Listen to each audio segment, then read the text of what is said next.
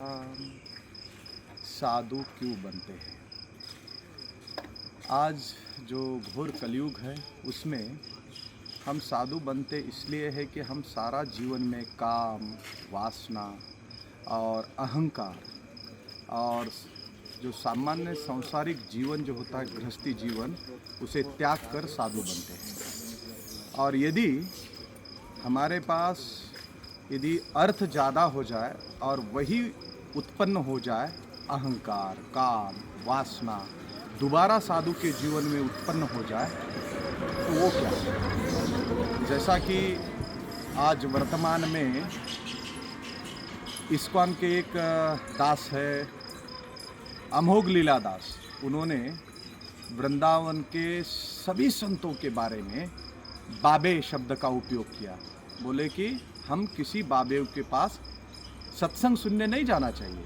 और उसी में एक इस्कॉन का दूसरा एक ज्येष्ठ दास था, उन्होंने तो यहाँ तक बोला कि वृंदावन के जो संत है वो वैश्या की तरह नाचते हैं, तो ये कैसा साधु, तो ये कहाँ से साधु, ये कैसा साधु है?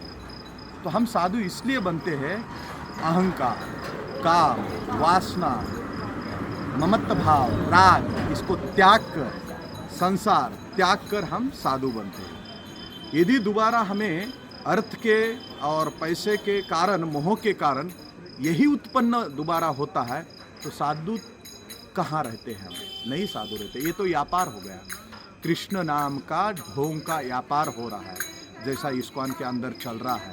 जिस प्रकार से पटना की एक घटना है इस्कॉन के अंदर की, कृष्ण कृपा दास, मैं नाम के साथ बता रहा हूँ, वहाँ पर उन्हीं की बहू होने वाली उन्हीं के साथ दुराचार कर दिया। और जो निर्मल साधु है, जो प्रेमानंद जी महाराज, परम पूजनीय प्राण आराध्य, जिन्होंने विश्व को जागरूक किया राधा नाम से, और हमारे भारत केवल नहीं पूरा विश्व को प्रेमानंद जी महाराज ने जागरूक किया।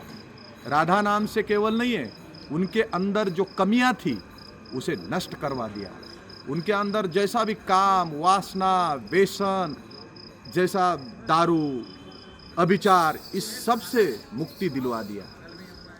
बुरे लोगों को अच्छाई का मार्ग दिखाया प्रेमानंद जी महाराज ने। ऐसे साधुओं को भी ये बख्शने रहे हैं, ये ऐसे साधुओं को भी बोल रहे हैं कि वो बाबे बोल रहे हैं। तो ये साधु का आचरण ठीक है, आप ही पहचान लीजिए। सब भक्त लोग आप ही पहचानना चाहिए कि जब सुनते हो तो इससे कैसे सुन रहे हैं, इतना अहंकार कैसा आ रहा है साधुओं के अंदर? ये आ रहा है आप ही सभी लोगों के कारण।